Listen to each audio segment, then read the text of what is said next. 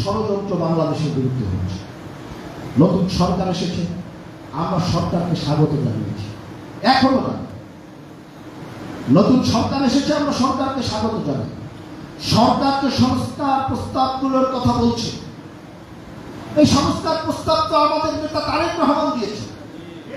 31 দফা সংস্কার প্রস্তাব আরো 2 থেকে 2.5 বছর আগে উনি সমস্ত রাজনৈতিক দলের সাথে আলোচনা করে সেই সংস্কার প্রস্তাবটা ঘোষণা করেছেন।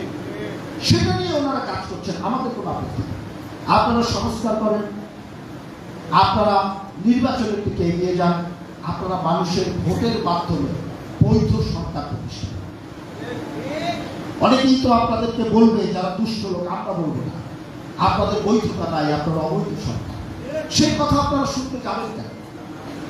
আপনারা সংস্কার কাজ দ্রুত সম্পন্ন করে মানুষের ভোটের অধিকারের দিকে যান, মানুষের ভোটের ব্যবস্থা